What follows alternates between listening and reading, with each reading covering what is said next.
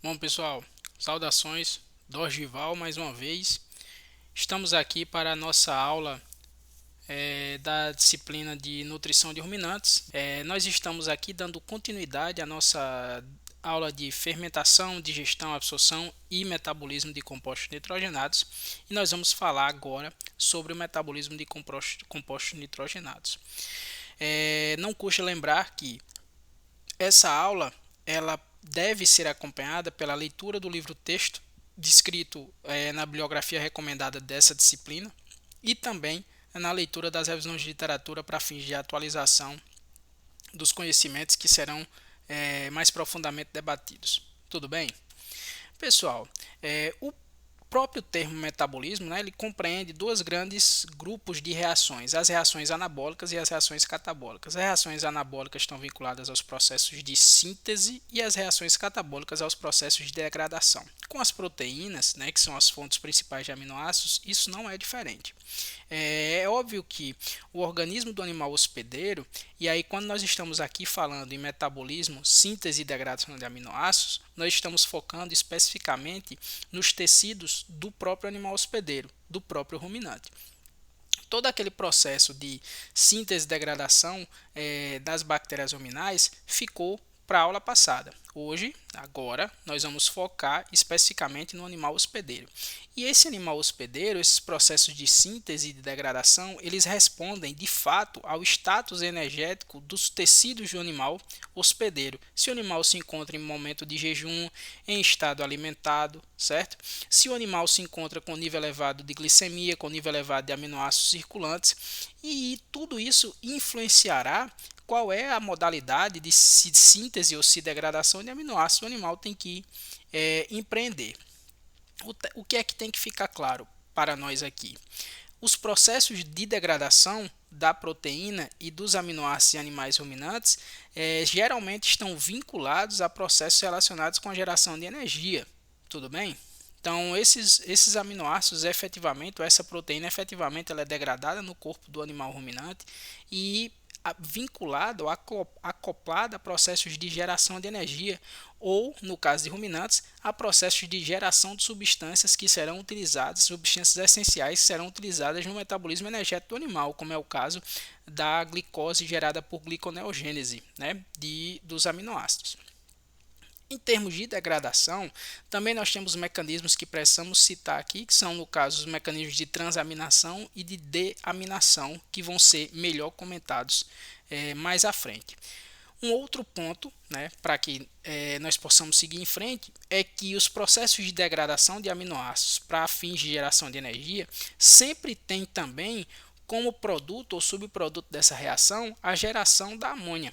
Essa amônia solta nos tecidos do animal, ela pode levar a lesões teciduais, tá certo? Principalmente lesões no tecido nervoso do animal, de forma perigosa, e portanto essa amônia ela deve ser imediatamente convertida em uma forma menos tóxica, no caso dos ruminantes, a ureia, e excretada pelos animais. Então, esse processo de síntese de ureia pelo ciclo da ornitina, o ciclo da ureia, né, ou ciclo de Krebs-Hensley, esse processo de síntese aí de ureia, ele está vinculado também a um gasto de energia pelo animal. Então, o que é que vai acontecer durante o processo de degradação de proteínas? Primeiro, é importante a gente lembrar que quando é que o animal está nesse status energético de degradação de proteína, né? Quando é que o animal degrada a proteína? Antes de mais nada, as proteínas em animais ruminantes elas são bastante conservadas, né? Basicamente, os animais ruminantes eles têm uma grande habilidade de manutenção do nível de proteína. Parte dessa proteína ela vai ser reciclada nos animais e só uma parte vai ser sintetizada, e essa degradação ela vai ocorrer, ou a demanda pela degradação de proteínas ela vai ocorrer principalmente quando os níveis de glicose estão mais baixos, os níveis de ácidos graxos voláteis também estão mais baixos na corrente sistêmica do animal, os níveis de proteína total, os níveis de albumina estão baixos na corrente sanguínea desses animais, e isso sinaliza para o animal que ele precisa gerar energia e ele vai precisar utilizar tecidos para geração de energia. O tecido mais abundante no corpo do animal é o tecido muscular. Então, esse tecido muscular ele vai ser utilizado como fonte de aminoácidos, né, para geração de energia e para manutenção do status energético do animal. Geração de energia, geração de glicose e manutenção do status energético do animal quando o tecido adiposo já não existe mais ou não está adequado em termos de volume para esse processo. Então, geralmente isso aí é sinalizado pelo nível elevado de glucagon, de cortisol, de adrenalina na corrente sanguínea do animal.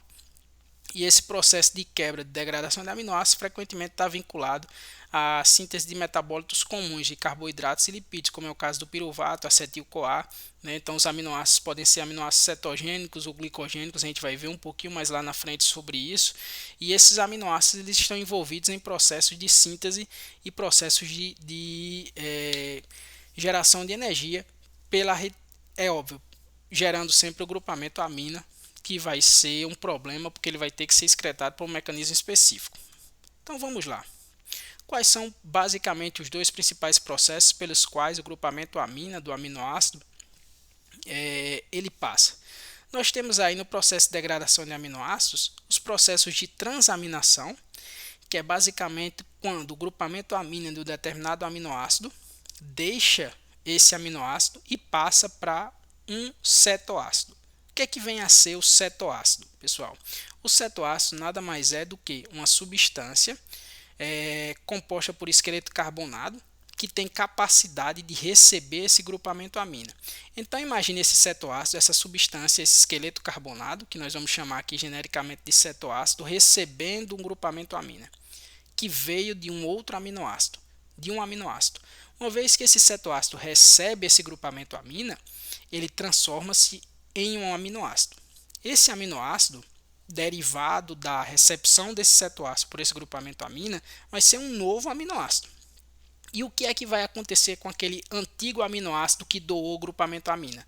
Agora, aquele antigo aminoácido que doou o grupamento amina deixa de ser aminoácido e passa a ser um novo cetoácido. Nesse exemplo que vocês estão vendo aí, nós temos a relação entre a alanina e o alfa-cetoglutarato. Então, a alanina é o aminoácido envolvido na reação e o alfa-cetoglutarato é o cetoácido envolvido na reação, tá bom? Então, eles são os reagentes, alanina e alfa-cetoglutarato. Então, o grupamento amina da alanina vai ser transferido durante a reação para o esqueleto carbonato do alfa-cetoglutarato. E o que é que vai acontecer? Quem são os produtos dessa reação? Né? Os produtos dessa reação vão ser um piruvato, que é um cetoácido, e um glutamato. Pessoal, o que é que tem de surpreendente aí? Simples. A partir de um aminoácido e de um corpo de um cetoácido, nós vamos gerar um novo aminoácido e um novo cetoácido. Então, aquele cetoácido do reagente, que é a alanina, vai gerar um produto, um cetoácido piruvato. E aquele reagente alfa-cetoglutarato vai gerar um produto, o glutamato. Então, o que nós compreendemos aí existe uma transaminase, a alanina transaminase, que vai pegar o grupamento nitrogenado da alanina, vai transferir esse grupamento nitrogenado da alanina para o alfa-cetoglutarato, gerando o glutamato. Aquela alanina sem o grupamento nitrogenado transforma-se em um piruvato. Então, nesse processo de transaminação, gerando esse piruvato, esse cetoácido e o glutamato, esse processo pode estar envolvido em processos de degradação de aminoácidos, liberação de cetoácidos para serem processados ou até mesmo de glutamato, transferindo o grupamento nitrogenado para outros tecidos, como é o caso do tecido hepático. Então, o glutamato, glutamina e a alanina normalmente são os que são utilizados como glutamato, glutamina, alanina, são normalmente os que são utilizados como transportadores de aminoácidos em tecidos extrahepáticos até o fígado, onde vai ocorrer o processo de degradação de aminoácidos e dessa nova etapa, a etapa de deaminação. Então, essa transaminação é comum na maior parte dos tecidos dos animais. Essa transaminação, mais uma vez, depende de enzimas, depende do aminoácido e um cetoácido. O que você tem é um novo aminoácido e um novo cetoácido, tudo bem? E o processo de deaminação. Bem, a deaminação, diferente da transaminação, não se trata de um processo de transferência de grupamento nitrogenado de um aminoácido para outro. O processo de deaminação se trata, de fato, da retirada desse grupamento nitrogenado, da retirada dessa amina, tá bom? Da retirada dessa amônia. E esse processo ele ocorre majoritariamente no fígado dos animais ruminantes. Por que ele ocorre no fígado? Porque a necessidade a circulação dessa amônia na corrente sanguínea do animal é extremamente tóxica. Então ela vai ocorrer no fígado para que imediatamente essa amônia ela possa ser transformada em uma fonte menos tóxica, que é a ureia. Então, pessoal, geralmente os processos de transaminação nos tecidos dos animais precedem, acontecem antes da deaminação. Então a transaminação ocorre em vários tecidos extrahepáticos que não são do fígado do animal, não são o fígado do animal, e essa transaminação ela sempre tem como origem, essa transaminação tem sempre como produto geralmente o glutamato e a glutamina. Então esse glutamato e essa glutamina elas vão entrar na corrente sanguínea do animal, vão ser transportadas ao fígado e lá no fígado elas podem se envolver em processos de deaminação ou desaminação. Em que é que consiste o processo de desaminação ou deaminação? Como vocês estão vendo aí, o processo de desaminação ou deaminação é a retirada definitiva do grupamento amina de um aminoácido, gerando um cetoácido e uma amônia. Essa amônia vai ser utilizada em processos de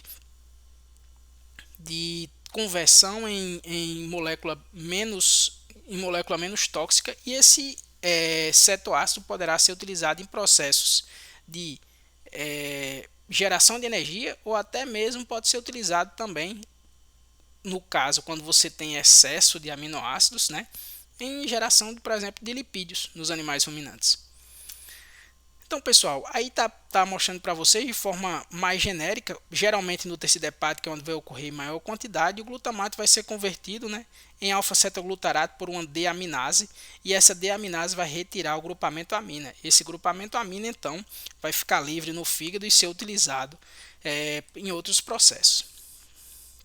Bem, como vocês estão vendo aqui nessa figura, a maior parte dos aminoácidos, ele vai ser transaminado, Tzinho, em glutamato, e esse glutamato lá no fígado vai ser deaminado, tá? Então essa deaminação do glutamato, gerando alfa-cetoglutarato e amônia, ela ocorre prioritariamente no fígado. Além do glutamato, a glutamina também é utilizada como transportador. A alanina também é principalmente derivada do músculo, tá? Para o fígado do animal como transportador de grupamentos aminas. Então todo esse processo ele serve basicamente para quê? Para a geração de alfa-cetoácidos, de esqueletos carbonados, que serão utilizados em processos de síntese de energia ou em processos de geração de intermediários da glicose, em processos de transaminação. Tudo bem? Bem, e quando você tem uma síntese de amônia, Então você teve a síntese de amônia, e agora o que você vai fazer com essa amônia que foi sintetizada pelos animais? O que você vai fazer com essa amônia é transformá-la em ureia, tá? Então o ciclo da ureia, o ciclo da ornitina ou o ciclo de Krebs-Hensley nada mais é do que a condensação dessa ureia com um esqueleto carbonado, com bicarbonato, e essa condensação envolvida em processos cíclico gera uma molécula de ureia. Bem, em que consiste esse processo? A ureia ela vai estar no citoplasma, a amônia ela vai estar no citoplasma da mitocôndria da célula do animal, tá? Então da célula hepática do animal, e vai ocorrer no citoplasma dessa célula hepática a condensação da amônia com bicarbonato, gerando uma molécula chamada de carbomoil fosfato. Esse carbomoil fosfato vai então se associar com a citrulina, e essa associação com a citrulina, esse carbomoil fosfato vai se associar com a ornitina, e essa associação com a ornitina vai gerar uma citrulina. Bem, essa citrulina ela vai sair da mitocôndria do animal e ela vai para o citoplasma da célula, tá certo? Então essa citrulina ela vai sair da mitocôndria do animal e vai para o citoplasma da célula. Lá no citoplasma da célula, essa citrulina ela vai associar-se com um aspartato, um outro aminoácido, gerando um aminoácido grandão chamado de argininosuccinato. Esse argininosuccinato depois vai se degradar em uma molécula de arginina e uma molécula de fumarato. O fumarato, se vocês lembrarem, é o intermediário do ciclo de Krebs, vai seguir o seu destino e a arginina vai se dissociar, gerando uma molécula de ornitina e uma molécula de ureia. Então essa ornitina ela vai voltar para recarregar os intermediários do ciclo da ureia, ou do ciclo da ornitina, ou do ciclo de Krebs e Hensley, enquanto que a ureia vai seguir para ser filtrada nos rins, excretada na urina ou então reaproveitada na saliva do animal ruminante. Então, pessoal, essa ureia ela vai estar lá na matriz mitocondrial. Essa ureia na matriz mitocondrial ela vai receber um bicarbonato, gerando carbomoil fosfato. Esse carbomoil fosfato vai condensar-se com ornitina, formando a citrulina. A citrulina deixa a mitocôndria, lançadeira citrulina deixa a mitocôndria. Deixando a mitocôndria, vai associar-se com o aspartato, gerando argininosuccinato. Ocorre a dissociação dessa argininosuccinato em arginina e fumarato. A arginina dissocia-se posteriormente em ornitina e ureia. Então, todo esse processo gera a ureia, mas ele gasta energia para a geração de ureia. O que é que nós sabemos? É que esse processo é bastante bem conservado nos animais ruminantes, basicamente porque em animais ruminantes existe uma necessidade de reciclagem da ureia via saliva, né? Então, em animais ruminantes, quanto menor a quantidade de nitrogênio que chega, proteína metabolizável de nitrogênio que chega ao intestino delgado dos animais, maior vai ser o nível, né, de reciclagem dessa ureia via saliva dos animais. Então, aqui está o processo, a associação do ciclo da ureia com o ciclo de Krebs, o pessoal chama de bicicleta de Krebs, e aqui mais claro, essa reação com gasto de energia aí no ciclo da ureia, tá? 4 ATPs. Então aqui são os aminoácidos, como vocês podem ver em verde aí são os aminoácidos glicogênicos, em roxo são os aminoácidos cetogênicos, então são menos, principalmente a leucina, e em rosa os aminoácidos cetogênicos e glicogênicos. Por que é importante a gente fixar isso aí? Esses aminoácidos glicogênicos e cetogênicos são aqueles aminoácidos que podem a qualquer momento deaminar ou transaminar e entrarem no ciclo de Krebs para geração de energia ou geração também de intermediários, né? Via gliconeogênese de intermediários de glicose. Então o animal está necessitando de glicose, pode lançar mão dos aminoácidos, transaminação e deaminação para geração desses intermediários. Bem, pessoal, nós finalizamos mais essa aula sobre aminoácidos, chegamos ao fim aqui desse metabolismo, eu espero que tenha sido instrutivo para vocês. Tá? É necessário que vocês lembrem que os processos de síntese de aminoácidos, no caso dos animais ruminantes, eles só ocorrem em 10 dos aminoácidos, porque são 10 aminoácidos essenciais. Os ruminantes têm a essencialidade de 10, os outros 10 aminoácidos devem ser obtidos na dieta ou não são sintetizados na mesma velocidade que são demandados. Tudo bem? Então, esse processo de síntese de aminoácidos, nesse caso específico para fins de nutrição de ruminantes, é mais importante os processos vinculados à degradação dos aminoácidos e de como o animal utiliza esses aminoácidos após a absorção. Tudo bem? Então, eu espero que tenha sido instrutivo para vocês. Até mais.